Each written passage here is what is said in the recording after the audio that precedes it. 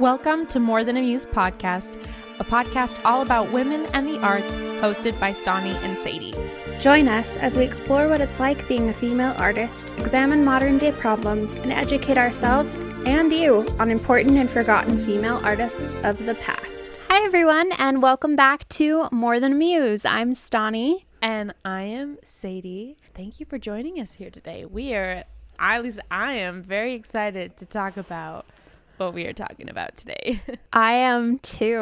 Right off the bat, I guess we'll spill the beans. We're talking about Olivia Rodrigo's new album, her debut album, Sour. Mm-hmm. And we weren't planning on giving it a whole episode, and then we listened to it, and yeah, it's getting a whole episode. The original plan was to like you said, have this be like a Muse News, or we talk about a lot of different things. And then it was like, I think I could talk for 30 minutes to an hour about this album pretty easily. Yeah, and I mean, it took the internet by storm. It's all that everyone's been talking about for a while. So I don't think it will be unwelcome. Yeah, hopefully not. Hopefully all of you have been listening as well and are just as excited as we are. I'm going to give a little bit of a disclaimer that I had to go to the doctor today to get an endoscopy, which means that I was put to sleep, which was a horrifying thing for me because I am afraid of needles and IVs and everything, but I was brave. Yeah. But if I'm a little bit loopy today on this episode recording, that's why. You know why. We went and got pancakes after, and I was like, I'm totally fine. I'm not affected by this at all. Because it's not like intense like anesthesia, so it's not like the kind that makes you too crazy. But like I had my fork and my knife in one hand because I was, eating something. And I had to literally switch it like 4 times back and forth because I was like, my brain can't figure out what hand should have the fork and which one should have the knife. And then I was like, okay, maybe I am being a little bit loopy. So just... No, that's okay. I think I remember that. I'm pretty sure I had that exact same thing done 2 years ago. Oh, really? It really was not that bad. Yeah. Is it the one where they go through like your nose and throat to check out your stomach and like, is that what it is? Or am I thinking of a different down my mouth because they had me like bite on something so that I would keep my mouth open. Yeah. But I was asleep. And she said, she's like, oh, you'll be asleep. You won't even realize it. I've never been put to sleep at the doctor. Yeah, that was my first time too. I was like, what? And then I like woke up and I was like, whoa, she was right. Like, yeah, it goes by so fast. Any knowledge of what just happened to me. Oh, no, man. It's super weird. Yeah, I had that exact same thing. And I remember like, it makes you feel a little off for the rest of the day, but it wasn't as bad as probably a lot of other things. So yeah, because I've seen like all the videos of people who like get their wisdom teeth out and are like acting crazy. Yeah. And I was like, oh dear. But thankfully, yeah, and it's not that bad. I woke up and kept talking about pancakes, and one of the nurses in there like told me that the hospital like changed their soda from normal to diet to try and be healthy. And when I woke up, I was like, Jordan, did you know they took away all their soda and made it diet? And apparently like 5 minutes later, I was like, did I tell you about the diet soda? And he's like, I did that too. I kept repeating myself about the same things. I was like, the nurse said this. And then I was like, did I tell you that the nurse said this? And then my dad was like, yeah, you already told me twice. So I thought that was what happened to me. I was just like really concerned for all the doctors that could not get the soda they wanted. And I wanted my pancakes. And then we went and got pancakes. I came home and took about a 2-hour nap. Funny. So it's been a great day for me. Well, good. I'm glad. Now we get to talk about this album. Yes, let's do it. Which will be exciting. I've been honestly so looking for I have withheld myself from telling you my thoughts on the album. Or like Same. Diving into things because I was like, okay, no, we're going to talk about it on the episode. Yeah. I already texted you a few things, but I was holding back a lot. Because, yeah, I was trying to save it all for the episode. I have to say, yeah, like, how many times do you think you've listened to the whole album all the way through so far? Well, for one thing, it's so short. So I know. Why does it feel so short? Is there as many songs as a regular one? There's 10 songs, so it is a shorter album. Okay. But only like by 4 But songs only- usually, right? Yeah, because usually they're like, Because like usually 14. yeah, like something between like a 10 to 15. Like that's what a standard album is. Yeah. But it's shorter. And I don't know where I read this, so I don't know if it's true, but I read something that pretty much said that like it was originally just going to be an EP, which is just a shorter, like a mini album, but then they kind of like quickly upped it to an album with kind of all of her success, that Driver's License was, which makes sense to me. But like you wouldn't be able to tell like listening to it like, oh, some of these songs like feel rushed, you know? Like it feels none like of a them feel complete rushed. work, but also like I'm like, okay, that probably makes sense as to why it's shorter, because maybe it wasn't originally planned to be the whole album. But I've listened to it so many times. It's been out because it came out last Friday. We're recording this on a Wednesday. Yeah. I've listened to it, I think, probably once a day at least. I've listened to it at least twice a day. I'm ridiculous. It's been on repeat. I have hardly turned on anything else.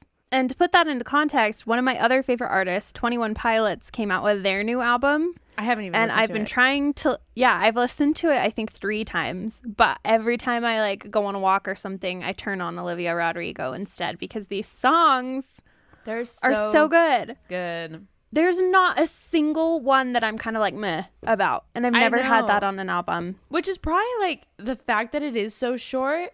Like it probably lends itself to that, where it's like you just want to keep listening to it because you just want more, you know? Yeah. Yeah, there is a rumor that I really hope is true. I ran across this TikTok and they were like, okay, I have a theory. You know how Sour Patch Kids has like sour and then sweet? First they're and sour, Olivia then they're sweet. Yeah, and then they're sweet. And Olivia Rodrigo did like a collab with them because her album name is Sour and not Sour Patch Kids. Yeah. Everyone's hoping and thinking that maybe she has an album of all love songs that she's going to release that's called Sweet, because this one's like all breakup songs kind of for the most part. Yeah. Or maybe like she's kind of already planning on her second album to be called Sweet. Because Whoa. apparently, like, when she's writing music, she shares a lot of snippets on like her Instagram stories. And people have said for months they've been hearing like these beautiful love songs that they know that she has, but then she releases an entire album of only breakup songs. So it's like, Okay, maybe that could be cool. Maybe we'll get another album pretty quickly, and that would be great. That is a cool theory. I would be so down for that. I know. What are your favorite songs? I don't think we really discussed this. No, we haven't. Okay, so I know it was a single, but Good For You is still phenomenal. So yeah. Yeah. I've kind of been skipping Deja Vu and Driver's License a little bit more because I've heard them so much now at this point that it's just like, agreed. Especially Driver's License. I like don't need to hear it a million more times. I played that so many times when it first came out. And there's no denying it's an incredible song. It's just like, I want to hear the rest of the songs more. Brutal is such a beautiful work of art. Okay. When like Brutal, the first time I heard it, it's the first song of the album. I was like, oh boy, like I'm gonna like this. Like I'm gonna like this album. I knew it. Oh my gosh, it's so good. I feel like we need to talk about each song kind of individually. So I'm trying to figure out how to start with Brutal? Let's just go down. Let's do it. Yeah, let's just go down the list. Oh dear. Brutal. Before I had finished listening to the album, I listened to Brutal and I shared it to my Instagram story, and I was just like, there's nothing I love more than songs about like teenage girl rage and angst. Like, yes, genuinely, there is nothing better to me, because it's just like I'm 23 years old, you know, like it's been a while since I've obviously been 17, but it's so amazing how quickly that song almost like put me right back in that headspace. And I was just like, yep, I need this. Like, I need this song right now. You know? No. Yeah. Like I read an article because I was like looking at reception, like how everyone else has been feeling about it. And I read an article about how millennials are obsessed with this album, but we kind of make fun of ourselves for it. And I don't know if I exactly count as a millennial or you. We're probably like we're like the zillennial, like right on the line of So I don't feel weird being obsessed with her album because I feel like I'm young enough that it's not too weird. But a lot of like older millennials are just as obsessed, and they're like making fun of themselves for it. And I read an article about how basically like we need to stop doing that. But it's like because the thing with Brutal especially is that it's like a callback to a lot of songs that were like super important during like those early years of our lives. Like a lot of people have been comparing it to like Paramore. Yeah, that's true. There's even a lot of like kind of Reputation era Taylor Swift in there, which was like early college for me and you. So yeah, I think like there's something about Brutal that just has that like perfect nostalgia of like exactly what it feels like to be a teenager. Yeah. That is just like incredible. We talked about it a little bit on the film trope episode that we did, where when we talked about the mean girl and how a lot of the times like the mean girl is just like, what was it? It was like the personification kind of a female rage. Like it was pretty much that girl, whoever was being the mean girl, was actually just really angry, you know? And like that's how they expressed it, was through being that way. Because like, you know, girls a lot don't really get an outlet. Like they don't really get the outlet. Girls. Yeah, we don't get the chance to be angry when we need to be angry. And truthfully, like sometimes there's a lot that we get to be angry about. Like, you know, like this girl, like for example, like Olivia Rodrigo here, this whole album's the story about a guy that she was in love with who went and found something new and shiny after only 2 weeks of them breaking up. And like, that's something to be angry about. And that's devastating. And like a type of experience that like in different ways, I feel like we've all felt like, you know. Anyways, I just feel like it's so powerful. And I think that's like, I think part of us love that, you know, like seeing a teenage girl just like be angry and own it. It's just like, I don't know. It's intoxicating to watch just because it's like, yes, like this is what you deserve to be expressing. I'm not what's the word? Oh my gosh.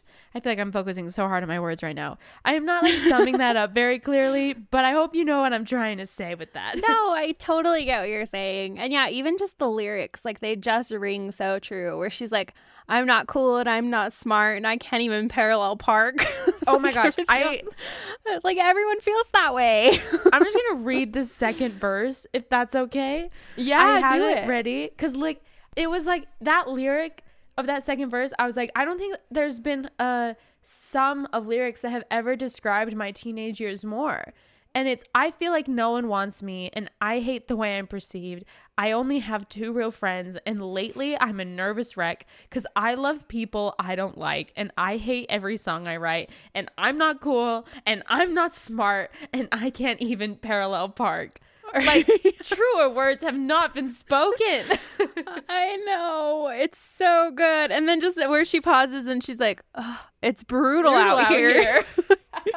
Like, oh, yes, man. That's exactly how it feels. It's just like, oh man, like I can't catch a break. Like, come on. It's inspiring, truly. I feel that song in my soul as a very trying to be well-adjusted now adult. I'm just like, yes, this is what I need.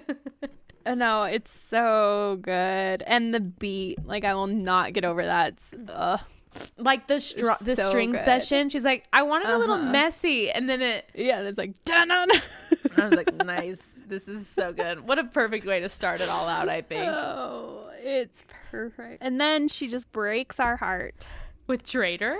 Oh my gosh. Okay, so this is probably my top song for a lot of reasons.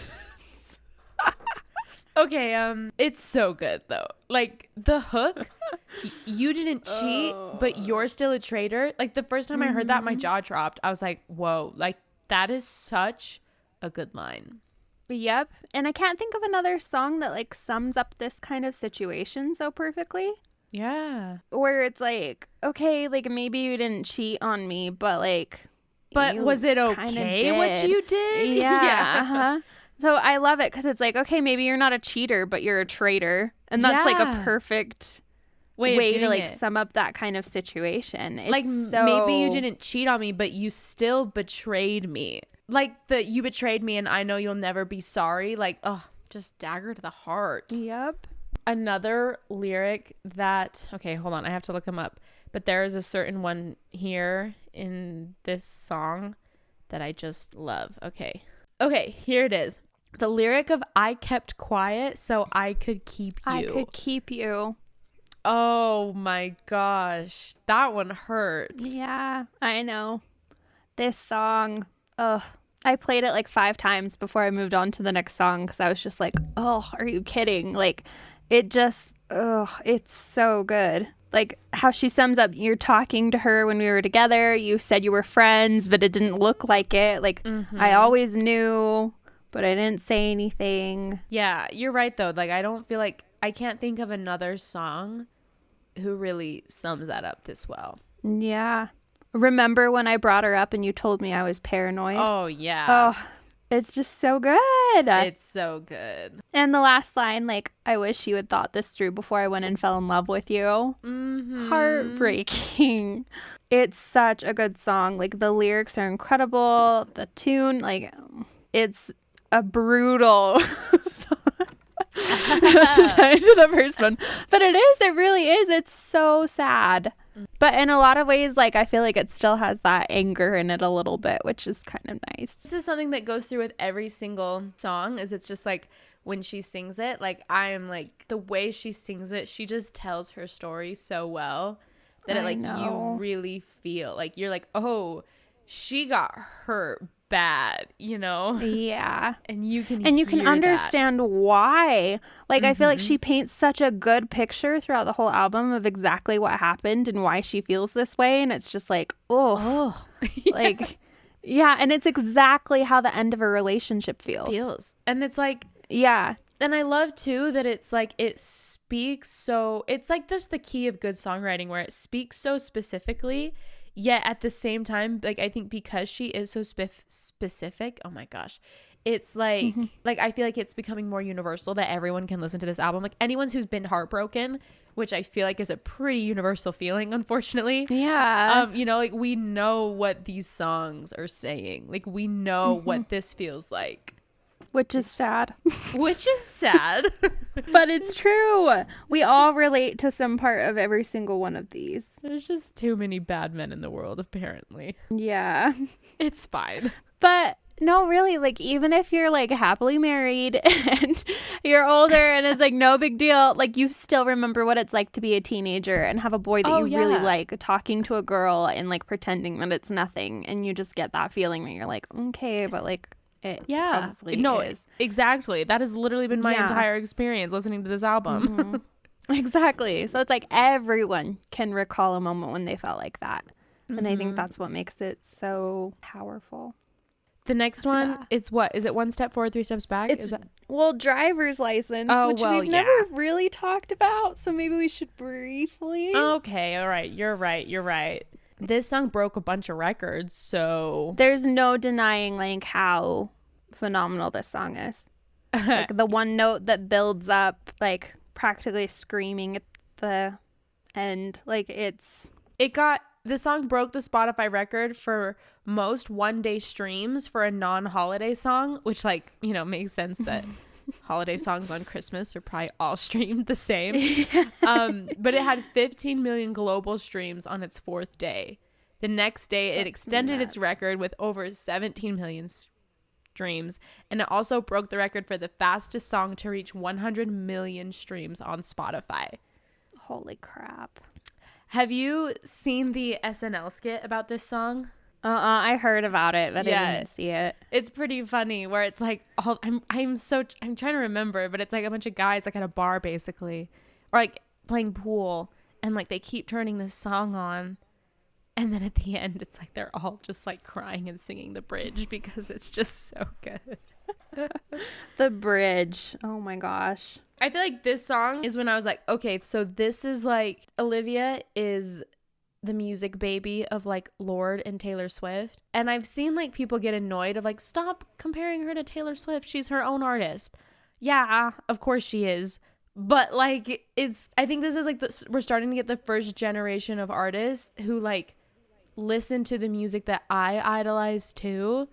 And so it's so cool to see how all of these artists that I've idolized and I grew up to now, how they are inspiring the music, you know, in people that used to idolize them, you know? And it's like so cool to see those influences, and I'm obsessed with it. So I actually ran across an article that kind of made me mad, and it was talking about this a little bit. So I'm actually going to read part of it. Yeah. So they're talking about how like there's moments where you hear Avril Lavigne, like especially in like Brutal and Good For You. There's like odes to Billie Eilish with like bending of tempo and stuff like that, and the way she handles like the sounds of it. And they talked about throughout the article that you couldn't call Sour a cultural reset, even though it seems like it, because it's just a mix of everything else that's been a cultural reset over the years. And I had a problem with that, because I think that even though she's pulling from all these different inspiration pieces, she's taking the parts of every artist that's been like a cultural reset that everyone has loved for so long and pulling them into her own sound with her own lyrics. And I don't think anyone else has done that yet. Yeah, well, that's what I feel like. This is the first time I've heard like all the music that like, you know, like I said, that like I grew up to, like I think that millennials loved, and that she probably, you know, grew up hearing. Like this is the first time I've heard this all in one place. So it's like, agreed. Yeah, sure. Like maybe we can like definitely see the influences here, but first off, it's her debut, so like this is just the beginning for her. And second, like it's so amazing that like we are hearing this all at the same time together. Like that in and of itself is like, I don't know, historical in a way, like just because it's like, oh, like this is the sound of like the millennials who made music and how they are inspiring the next generations of artists. Yeah, like that exactly. is significant. It is. It's a really big deal. And so it was kind of like, oh, that kind of annoys me. Yeah. And yeah, it's been bothering me too that everyone's like, oh, like she's just like Taylor Swift. She's copying Taylor Swift. She's doing everything that Taylor Swift's doing and getting annoyed by that. And it's like, no, she's being inspired by Taylor Swift. Like you can't pretend that if you love Taylor Swift, that if you were to go write an album, it wouldn't sound anything like her music. Like people tell me all the time, oh, that's a Taylor Swift song, Sadie. Or being like, oh, I can tell that you like Taylor Swift based off of what you sing. Or even like a couple, like I've been working with this producer and I was top lining a song and he was like, it's so funny because I can tell with like almost just like the way you write melodies, like I can tell you are like, I can tell that you're a huge Taylor Swift fan, which like makes sense. Like the people that we look up to, and I'm never like, ooh, I'm gonna do this because Taylor Swift does it. Like that's never a conscious thought. It's just like, this is what I like in music, so of course when I'm writing music, I'm going to put in a little bit of like what I naturally like and am gravitating towards. And yet, however, I feel like she still has a very different sound than Taylor Swift. You know what? I was thinking it almost feels more confessional than Taylor Swift did. Which is it does crazy because Taylor Swift would do like slight nods to things, but this one you can literally tell every single emotion she felt. I know. And also what I was thinking of is like, because when Taylor Swift first came out, her debut debut and Fearless, not so much Speak Now, but this is Olivia's songs that she wrote when she was 17. She's 18 years old right now. A lot of Fearless, which is like the equivalent, I think, as far as age goes, it's not strictly biographical.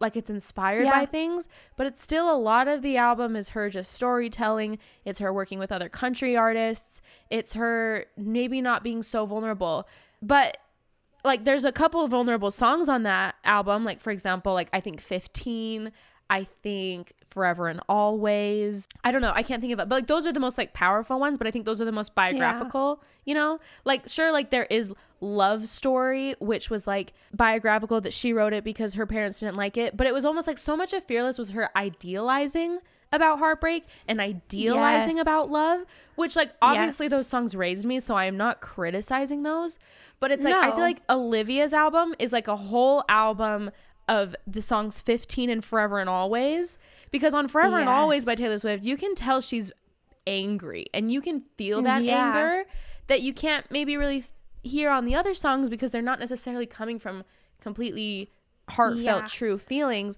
whereas Olivia's she's like giving us all the 17 drama that Fearless gave us, but it's completely true. You know what I mean? Yeah, it's not idolized. Taylor Swift kind of has a more poetic way of looking at heartbreak, and don't get me wrong, like I love the lines that she comes up with and it's incredible, but Olivia's is a lot more raw, like very, very raw heartbreak. I mean, even in the way that she's explicit in this album. Yeah, as so young, like it took Taylor Swift forever to do an explicit song. I know. Yeah, I think it's a very raw way of looking at the situation. Heartbreak. And I think that that's very relatable in a way that like we haven't gotten from anyone else. Because Billie Eilish as well, she was the same age, but her songs weren't about love or heartbreak really. But I think going back though, I feel like to like teenage girl anger, like while Billie Eilish did not write songs in the same way that Olivia did, she is writing very personal songs about her kind of dark places and dark demons. Yes. Just that, which is why I think she's a big deal. Yeah. And in the way that kind of Olivia is too, it's like all very self-deprecating songwriting. I think kind of on both of them, both of their parts. And like I said, going back to like teenage anger and like teenage girl rage, I think we kind of love it as a society because we know that it's almost like, what's the word? Not like taboo, but you know what I mean? Like, I don't know. There's just something about hearing someone just be that vulnerable that it's just so nice. I just love it. I think part of the reason behind it, of why it's like so appealing, is that a lot of us don't have an outlet for that rage still. Yeah, and so blasting your music and being like, this is exactly how I feel is like the only way that you can outlet that. And I think that's why a lot of these young female pop stars are like doing so well, is because they're being able to tap into those emotions that all of us feel and we have no release for. And they're explaining them so rawly. I hate that word, but you know what I mean, like so vulnerably. Yeah, like I think of like kind of what maybe like heavy metal is for a lot of teenage boys. Yes, how it's a way for them to express their anger in a healthy way. I think this is kind of like the heavy metal for teenage girls in a lot of situations. Absolutely. I like that comparison. Do you have anything else we need to say about Driver's License? That turned into like 50 other tangents, but no, it's just a really, really good one. So yeah, it's a really good one. It's been a little bit overplayed at this point, but there's no denying it's a total phenomenon. Next one is One Step Forward, Three Steps Back. I think this one's my favorite. It's so good. Top 3 for me, at least for sure. I love the I'd leave you, but the roller coaster's all I've ever had. Oh, yeah. Or I'm the love of your life until I make you mad. Like that. Oh, my goodness. Or which lover will I get today?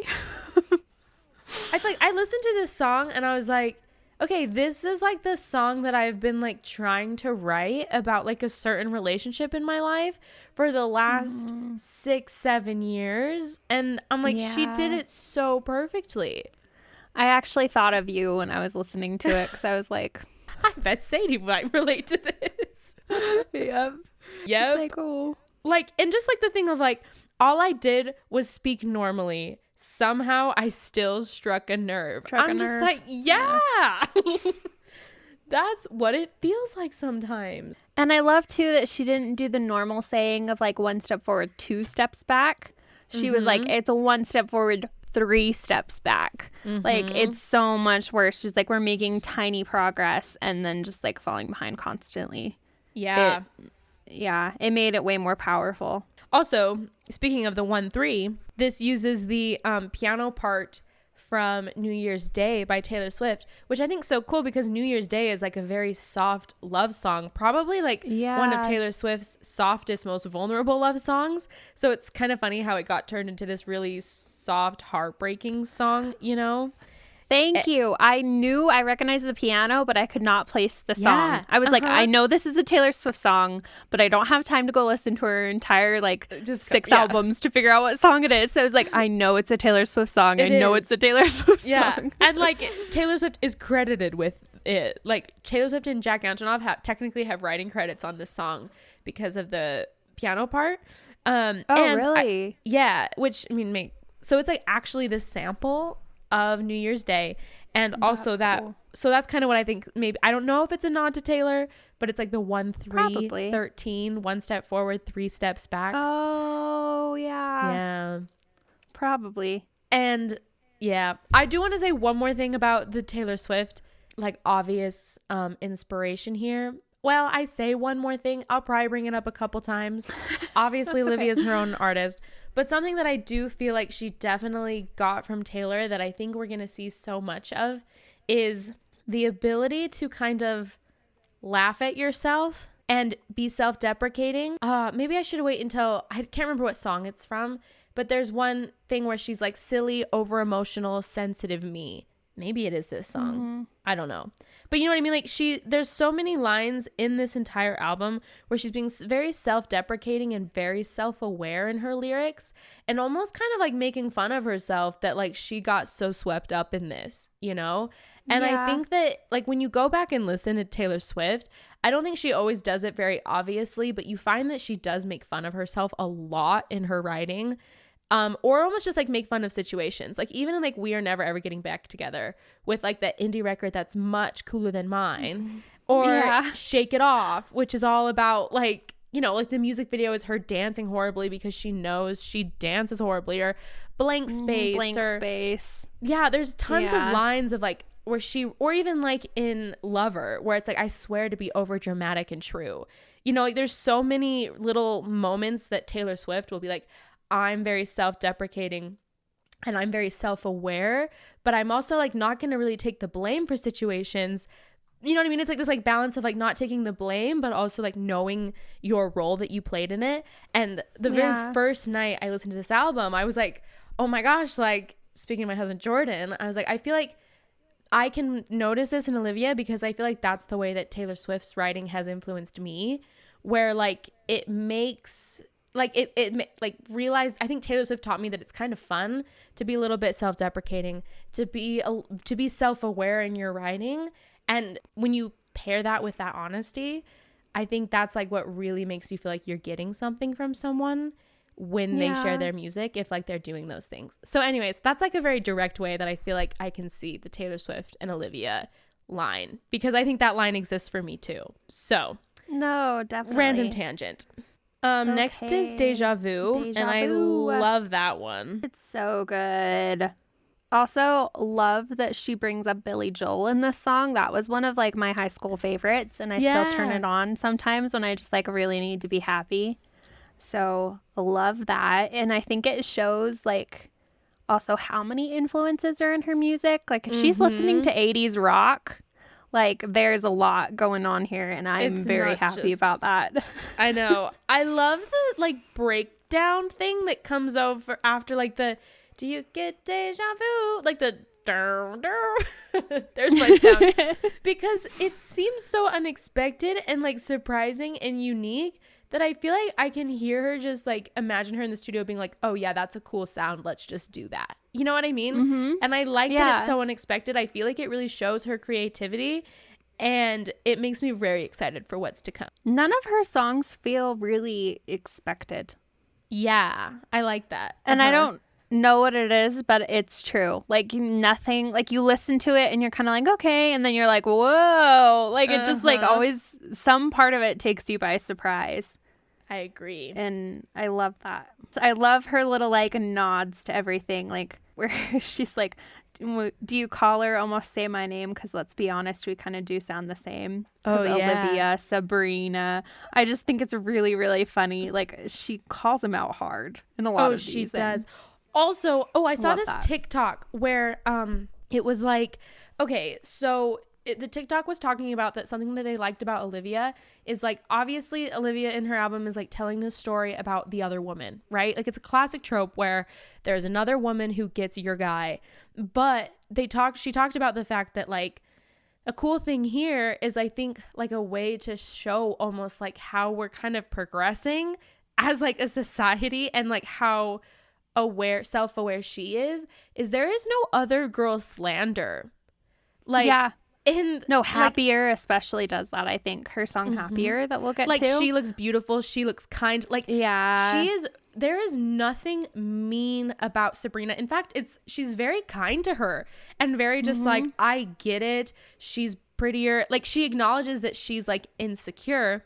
But in the comments of that TikTok, a lot of people were like, oh, but what about Deja Vu? Like Deja Vu obviously does that. And she was like, no. Like Deja Vu is still accusing Josh of playing the game. She's not like trying to take away anything from Sabrina. She's saying you do this to everyone and Sabrina's caught in it too. You know what I mean? Like she's even in this song where there's definitely more of a direct comparison between her and the other girl. There's not any like woman takedown. Like she's pointing the finger completely She's literally at the just guy. saying like, you're doing everything that you did with me with her, and even things that I did with you for the first time, you're doing them with her. Yeah. And it's just like, doesn't that bother you? Like she's kind of calling him out. Like, do you not care at all about any of the stuff that we did together? Because you just turned around and did them with the new person. So no, she never slanders Sabrina. I don't think Sabrina Carpenter has any reason to be offended by this album at all. I know. So did you hear the song that Sabrina Carpenter put out? Yeah, it was okay. It was like kind of catchy, but yeah, but I think maybe at first, I don't know if maybe she like didn't realize that it wasn't being mean, because I feel like a lot of other people were being mean to Sabrina about it, you know, like the people on social media. But now I think when she listens to this album, it's like being the other woman, like you would be like, oh crap, this girl seems lovely, you know? Yeah. Like, no, his ex is awesome. I want to break up with him and go be her friend.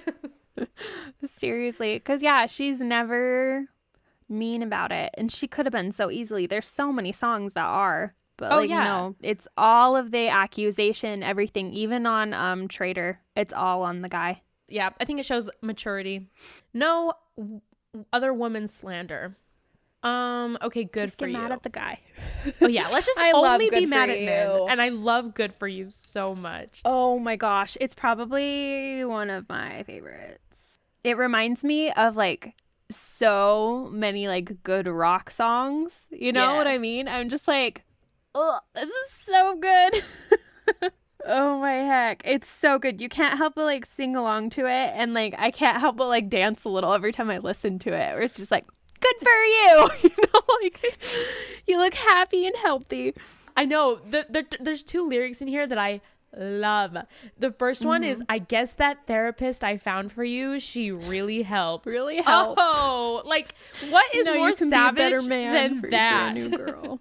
I know, it's so good. And then the other one I love so much is like, well, screw that and screw you. You will never have to hurt the way you know that I do. Like, just, it's so, just like, well, screw that and screw you. And it's like, yes. Because, like, sometimes that's just what you want to say. You don't want to be poetic about it. You just want to be like, I hate you. You suck. Screw you. And screw that. Yeah. And I love, like, maybe I'm too emotional, but your apathy is like a wound in salt. Yeah. It's so good. She's like, well, maybe I cared too much, but like the fact that you don't care at all, like, yeah, which that's so what I was talking about just now, but just before, like the little bit of self-deprecation with being like, but you shouldn't be doing this still. And my favorite part is at the very end where she changes it from I wish I could do that to like a sociopath. Oh, like, my gosh. Kidding me? It's so powerful. It's so good. Because it's almost like I wouldn't do that because I'm not a sociopath. Yeah. Where she's like, do you not care? Like, do you really not care at all? Like, that's kind of the theme of this whole song. Where it's like, we broke up. Like, does it not affect you? Like Like, what is there heck? nothing here? Like Is there nothing here? Gosh, Oh, it's man. so good. And I laughed really hard watching the music video because you'll notice she's wearing the cheer uniform from Princess Diaries. That Mandy Moore's in, and guess who her boyfriend is in that show? His name is Josh. Oh my gosh. Oh, she learned from the best. The Early Easter eggs. 2000s chick flicks. She's like throwing it in. I also heard that there's a bunch of other like callbacks. Let me see if I can find the list. That is amazing. Yeah, I was like an early 2000s chick flick. Like, come on, girl, that's the best. Okay, apparently she horror film called Audition, where she's sitting in the chair in front of the people while they're like recording her. So they said like she kind of called back to like a horror movie in there. She also wears the outfit from Lana Del Rey's album Born to Die. And then yeah, she has the cheer outfit from Princess Diaries that Lana, that's her name, Lana wears, which I also love because talking about like our film tropes and how Lana's like the mean girl.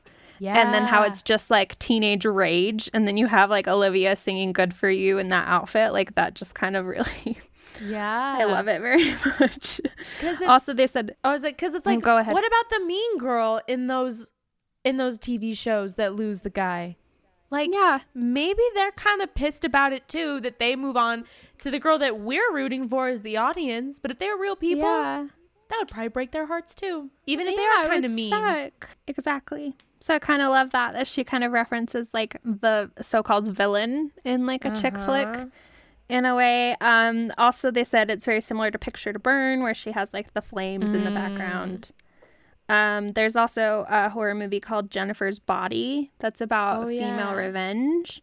And there's a part where she's in a pool and comes up and like also apparently wears like long gloves and stuff. And Olivia does that in there as well. When her eyes flash a different color, it's like Michael Jackson's Thriller. So yeah, just lots of odes to like cultural. That's cool. Yeah, like she did a really good job. But my favorite part is that she's like dressed up like Lana when her boyfriend's name was Josh. I just I'm like, also like, what a niche, you know? I know, but like you would only know if you've seen Princess Diaries. And even then, like, it's been so long since I've seen it, I didn't pick up on that. But I knew it looked familiar. Like, oh yeah, yeah. I was like, that cheer outfit looks familiar, and then like once you place it, it's like, oh, that's funny. And the hot guy in Princess Diaries is Josh. We're gonna take a quick break just to spotlight one of our new favorite women artists. Okay, so today for our artist spotlights, the person that I'm gonna shout out, her Instagram is Catherine.d.art, and Catherine is spelled Kathryn. It's Catherine Diedrichson, I believe.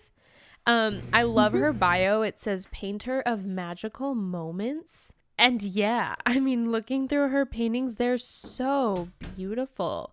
Just like her style. This one that I'm looking at right now, she says like one of the wildest commissions yet, got to paint a beloved friend in her enchanted backyard farm.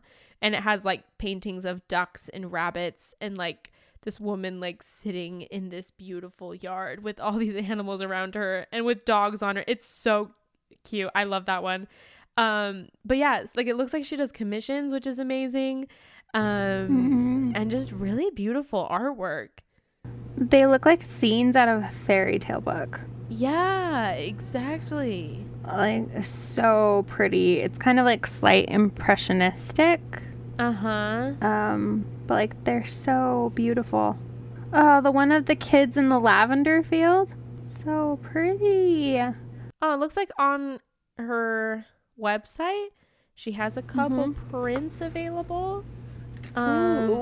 Which they're pretty, but then she also does commissions. Man, oh my I want to like buy so much art. Me too. I'm just like, I struggle with that every time. I know, every single time we talk about anyone, we're like, wish we had more money. Would buy this one day. Would buy all. Just one day I'll go and I'll look through all of our artist highlights and be like, okay, time to spend all my money. I'll win the lottery. Seriously. Like, being a stable adult to me means that I have enough money to buy art every once in a while. Yeah, for real. Looking forward to that day. Yeah. So anyways, go check her out. Again, it's catherine.d.art. Really beautiful work that she does. So pretty. Cool. Okay, I also have another painter. Her art's a little bit more folk art, which I really enjoy. Ooh. Her name is Vanessa Bowman, and her handle is Vanessa Bowman Artist. How would you spell Bowman? Bowman. Okay, thank you. Aha, found it.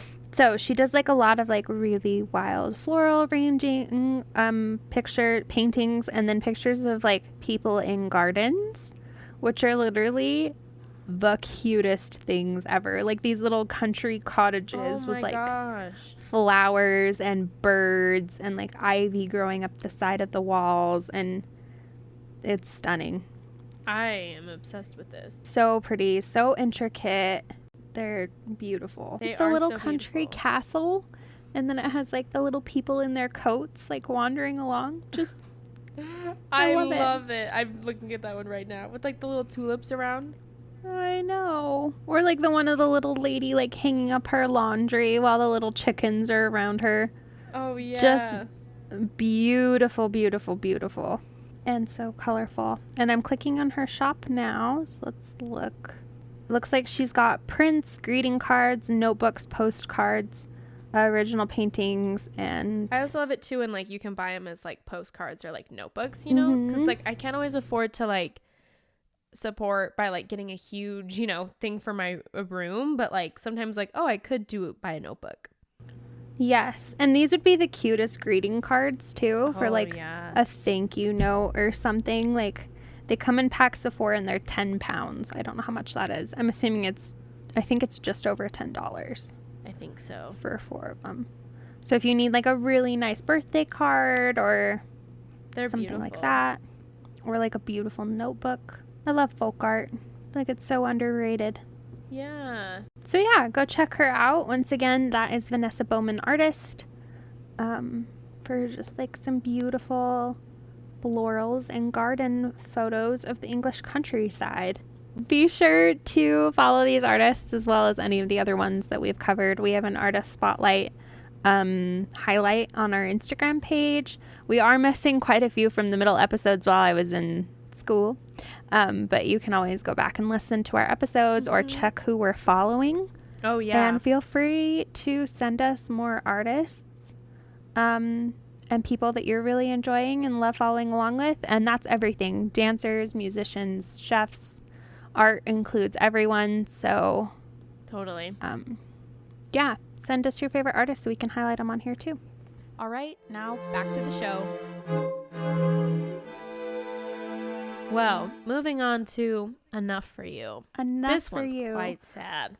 Oh, it's very sad. This is another top one for me. I love like how we were talking about earlier, her kind of being self-deprecating in it.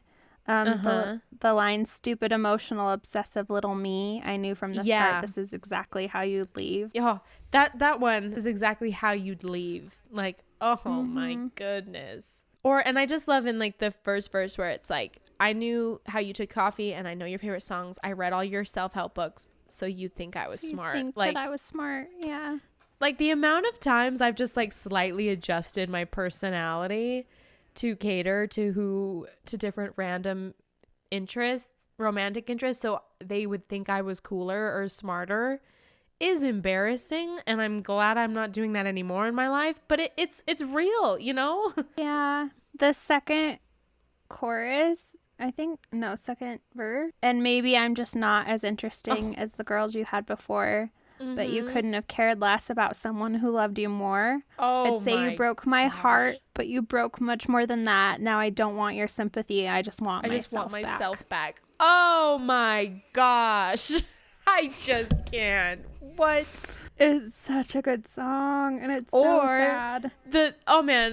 Like, don't you think I loved you too much to be used and discarded? Don't you think I loved you too much to think I deserve nothing? But don't tell me you're sorry, boy. Feel sorry for yourself, because someday I'll be everything to somebody else.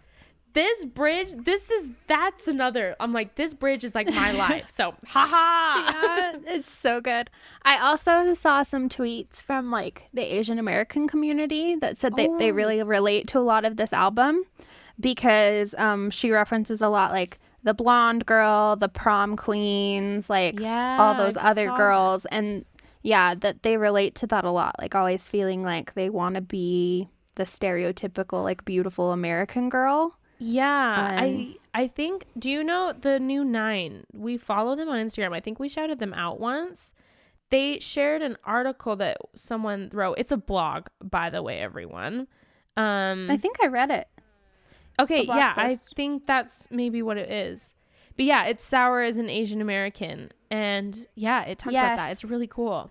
It's really, really cool. We'll share it on our stories. I thought that's what, but yeah, I loved reading that article. I thought that was such an interesting perspective. Yeah, they just said it like hit really different as a minority and like being obviously feeling like you're compared to a lot of other girls your whole life. I was like, aw. Okay, Happier. Oh, this one's so sad. She like double whammy with Enough for You followed immediately by Happier. I know. Oh my gosh, this one's so relatable too, where it's like, I hope you're happy, but like not how you were with me. Like, I hope you're happy, don't be happier. Like, yeah. What a nice way of just like wishing someone well, but at the same time being like, but what about me? Yeah, and I love this part too. We talked about it a little bit earlier, where she's like, and now I'm picking her apart, like cutting her down make you miss my wretched heart, but she's beautiful, she looks kind, she probably gives you butterflies. Oh yeah. So it's like, oh, I want to hate her, but to be honest, like she looks really nice, like you're probably really in love with her. Like she's really lovely actually, which is like the worst. There's not like I'm not, this isn't like a skip. I probably would put this ranked lower in the album ranking if I were to rank it. But it's not because I don't love it and it's not a good song. It's just that they're all so good that you just kind of have to like measure great against, you know. Good. I love this one. But I do love this one. It's very good. Yeah. Ooh, okay. Jealousy. Oh, Jealousy. Another angry one, which we're here for. And I love this. I also can't think of another song that touches on this topic. Yeah. I don't think so. There might be one. Perfectly sums up Instagram culture. And I don't think we've had a song exactly about Instagram culture where she's like, oh, I just want to throw my phone across the room. Like everyone looks so good and I'm just which relatable. So I love like again like just like those moments of self-awareness of just like I know that beauty is not my lack. I know their win is not my loss. You know, like her trying to like reconcile of like, okay, I know this, but just sometimes. I love this one. Yep. Plus, like, yeah, just it's angry. It's got a lot of those like early rock influences, like comparison. Oh, it's so clever. Oh, I know. Or like started following me. I know. I just love the little like, oh, it's so good. Oh, and this is another one where like the self-awareness of like just cool vintage clothes and vacation photos, I can't stand it. And then just like the I sound crazy, like of just like stopping to be like I sound crazy. I know that my their win is not my loss, but I just I can't help but get caught up in it. Like I love just like those moments that she has of just like bringing us back to being like, oh, this is Olivia talking, but it's like, but that makes those songs even more relatable. Yep, I think exactly. And it's one of the only songs on the album that's not directly related to her relationship, which I thought was kind of really nice. Like a nice little breath of fresh air. Still that like teenage rage, like sour feeling throughout the whole thing. But like a little change of pace. And I enjoyed it. I loved it too. So the next one is Favorite Crime, which is my favorite. It's so good. Yeah. So this is the one I texted you about because I was like listening to it for I think like the third time and it like hit me that I was like, oh yeah, did she call it Favorite Crime because she was underage when they were dating? That is the question. I don't know. Or that's what I thought when I first listened to it. I was like, is this like a nod at him like pursuing a 17-year-old? Yeah. Maybe, because it's like, I don't know, there's like every time a siren sounds, I wonder if you're around, and it's like, wait, what? Or is it like strictly metaphor?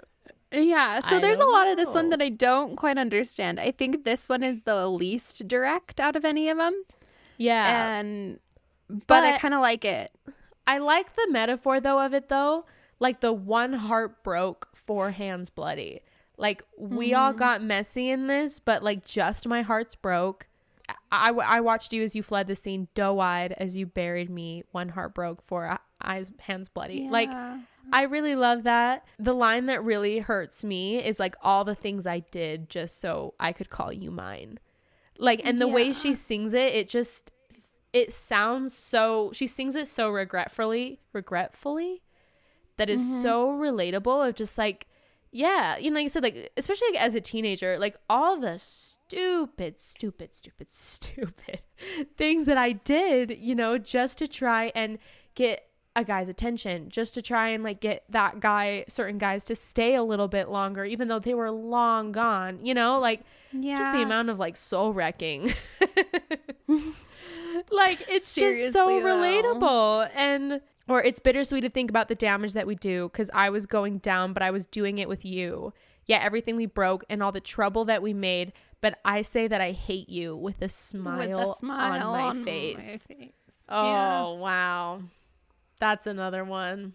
It's like a very destructive relationship that you stay in anyway. I love this one. So many just really good lyrics in it. But yeah, I can't help but wonder. I'm like, did the metaphor come from the fact? Like I know. How old is Joshua Bassett? How much older is he than her? Not a lot. Because like it obviously was like kosher. Like he wasn't like a predator, right? No, he's 20. I think he was and like, she's 18. Yeah, I was gonna say. So he was probably 19 and she was or 17. maybe like barely 18 and she was 16. Yeah. So it'd be like the equivalent of like a senior dating a sophomore in high school. Yeah. So it's not weird. It's just he definitely was overage when she was underage, even though it was just barely. Yeah. So it's like, is that what it's nodding to? I don't know. If it is, like, it kind of makes it even funnier. Dang, Olivia, say it how it is. Okay, the last song, Hope You're Okay. This one's nice. I really love this one. I think it is a beautiful love song to people who aren't in your life anymore. She talks about a boy she knew when he was little, and the line, his parents cared more about the Bible than being good to their own child. Oh, yeah. Man. Or like, and this, like, I love the, just like the acknowledgement of like, yeah, like there's a lot of people in my life that like I'm not close to anymore, but like I feel like they did make lasting impressions on me. And it's like, you know, at the very least, like even if we're not in touch as much, it's like I hope they're okay, you know, like I hope that they were able to do what they needed to do. No, this reminded me a lot of like, you know, the TikTok trend where they're like, I'm a mosaic of every person I've ever met. And how they like talk about weird things that you do because of people you know in your life. And that's exactly what this song reminded me of, where it's like, oh yeah, like this kid I knew in elementary school, or like my middle school friend that I knew really bad. And it's like, I love the line, does she know how proud I am she was created, with the courage to unlearn all of their hatred. Oh my gosh. And it's like, because it's true. There's sometimes like people don't stay in your life, but like they leave such a lasting impression on you where it's just like, oh, do they know how lucky I am that they were alive for that like small moment that I needed them in my life? Absolutely. And I feel like this song sums that up so perfectly. And like also too, I think it's like the nice sentiment that it's like you don't know the impression that you're making on other people, you know, because it's like theoretically like that little boy and that middle school friend, which I imagine are true people, I mean real people, because she's you know very biographical, like, you know, maybe they're listening to this album and they're like, oh my gosh, like I didn't know someone noticed, you know, I didn't know someone cared. And I feel like that's just like a testament that it's like there are people who are noticing and caring. And even if like we're not always the best at expressing that, whether like we were too young at the time to really like communicate, you know, feelings to order to like check in with people, or, you know, even just as older, sometimes it's a little bit harder to like, you know, we're not always perfect at letting people know we care about them and like letting people know the impression we made. But like, what a nice sentiment that it's like that there are people who would care, you know, and it's more likely that there are people out there who you're affecting for good that you don't even really know that, you know, or know how. Yeah. No, and one of the things I love most is that throughout the whole album, I feel like she kind of hit on a lot of different situations and then gets to the very end and with like jealousy and hope you're okay. It was like tying in the last few that she could to make sure that no matter what, every single person feels seen within the album in some way. And I just think that's a really powerful thing that you can do, is to be able to like tie it all together where it's like at least one of these songs will match a situation that you feel perfectly. Yeah. And like the very last lyric of the album is, "'Cause I love you and I hope that you're okay." I hope you're okay. Like, and honestly, like, what is a better sentiment to like tell anyone in your life? Like, I love you and I hope you're okay. That's all I really need from people, you know? It's just like them to say that to me. Okay. Yeah. So true. Especially because like we don't know how to fix the traumas in our life. We don't know how to like really help each other. But like, you know, sometimes you just need someone to be like, "I hope you're okay." And it's like, thanks, man. Like, I'm doing it and I love you too, you know? It's just so good. Also, this is like a weird side note, but she says eyes of salt. And I like literally cannot picture what that would look like. And I want to so badly. Is it maybe because salt like is white? I thought that meant crying, but now I'm wondering if it's like tears in your eyes. Like I thought it was blue eyes. That's so true. Okay, but yeah, it's eyes of salt. So it's probably he probably not has like the color. Constant tears in his eyes. That's so poetic. Okay, thank you. That makes more sense. I was trying to imagine the picture, like the color of salt in someone's eyes. Like I said, at first when I listened to the lyric, I was like, "Oh, that probably means blue," and then and I finally like paused. And I'm like, "Why do I think that means blue? Like that probably means crying." No, same. There's so many things with her lyrics like that where it's like, wait, what is that? What does that mean? And then you think about it longer, you're like, oh, wow, like that was so good. Yeah. Thank you. No, that's so poetic. Good song. Good album. Ugh. Good album. Now that we've gone through a track by track on. Oh, it's so good. Without referencing, I loved like your Instagram caption where you were like, on the sad days we listen to Taylor Swift and on the mad days we listen to Olivia Rodrigo, because I was like, that is a perfect way to sum up both artists. Yep. No, I announced it, so I guess podcast listeners, I'm going through a divorce right now. So so yeah, I like captioned the day the album came out because it was just like, yeah, this is exactly how I feel. Like sad days you listen to Taylor Swift, mad days you listen to Olivia Rodrigo, and then the rest of them I think I said blast old 80s songs. So yeah. It was a very good caption. It's perfect. It's like mad love songs, sad love songs. Yep. And I feel like we needed more mad love songs out there in the world, and I'm happy that they're there. Oh, yeah. Anything that I can feel angry to is just great. Yeah. Because no, honestly, sometimes Taylor Swift is too sad for me right now. It's like, I can't do that. She doesn't have tons of too sad mad stuff. Like All Too Well, that's just too sad sometimes. It's so sad. That one's a really sad love song. I know, that one's just too much sometimes. Or like Folklore and Evermore, like sometimes it's like, that's just gonna be a little heavy for me right now. Yeah. Like My Tears Ricochet. Like, oh my gosh. Don't need it right now, but thank you that it exists. Like, I'll go back later. Thank you very much. So yeah, like it was just very needed for this time in my life to be able to like call back to that teenage angst and be like, yeah, like, exactly how I feel. I'm angry. So good. I can't wait to see what she does next. I know. I am an Olivia Rodrigo stan. I dare say. So true. And I'm not even embarrassed about it. No, I will be a 23-year-old who is blasting these songs like I was 17 yesterday. I like the weekend that it came out, I went on a walk with my husband because that's my favorite thing to do, is to go on walks. And I was wearing like a sweatshirt that I got my senior year of high school that says R.I.P. Hannah Montana, which I remember that. I love that sweatshirt. I found it recently and now it's, it's made the rounds back into my wardrobe. Anyways, but I was like, Jordan, I have been listening to Olivia Rodrigo and now I am wearing this sweatshirt. Like I'm 17 in my brain right now. Like that's just what's happening to me, I guess. Also, I will say her merch also looks incredible. Oh, I and know. Her music videos so far have been amazing. So I think she's just got a really great team going on and just like a solid future. Yeah, I think she's got a long career ahead of her. I'm not always tempted to buy like artist merch, but I'm not going to lie that I was pretty tempted. Yeah, it's very well done. It doesn't look like regular merch. She did a good job with that one. But yeah, if she does not get Best New Artist at the Grammys this year, then she'll be robbed because we all know she already deserves it. We're only a couple months into this year and it's hers. Oh, yeah. Okay, I'm just like looking on her merch site now. There's one that's like a purple kind of vintage wash that says just, I want it to be like messy. Now I'm like, okay, when that's back, I kind of need that, actually. She did so good. Because a lot of the time, like, I have so many pet peeves with artist merch where they just, like, slap their album cover on the front and that's it. Hers is actually, like, creative. And they're like, that t-shirt's only $32. Like, that's pretty cheap for artist merch. And reasonably priced, yeah. And I love the cassette tape. Oh, I know. She also has a lot of, like, sociopath shirts, which I think are really funny. I think that's so awesome.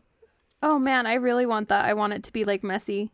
I do too. I want it to come back. I'm going to buy it if it does. Anyway, I think we're kind of gonna get a little bit more like punk rock-ish from Olivia, and I'm all for it. I think it's been way too long since we've kind of had like punk pop rock music. I know. I'm down for that to come back.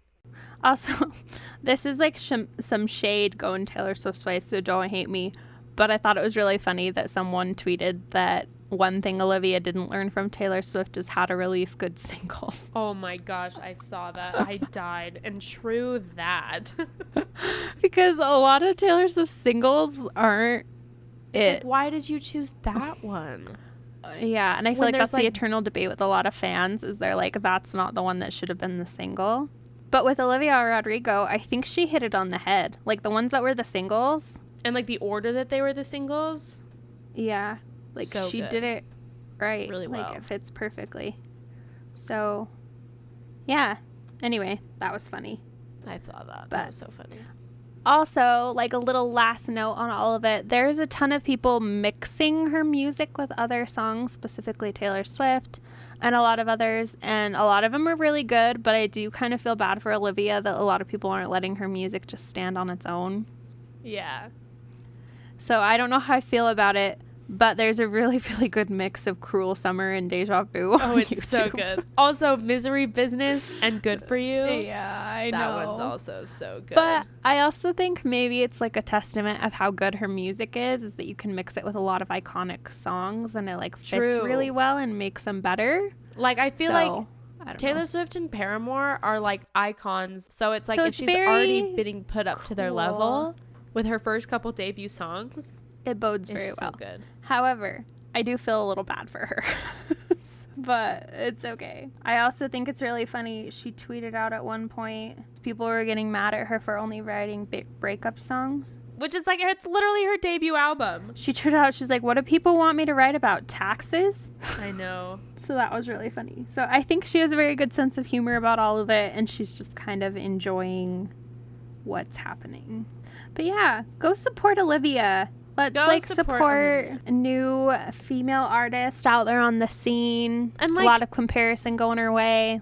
But like, let's like learn our lesson. Like, let's not trash her for the songs she's writing. Let's not, like, we've learned our lesson. We threw women through the tabloids, through the ringer in the past. Let's just like appreciate what she does for us and enjoy the music. Yeah.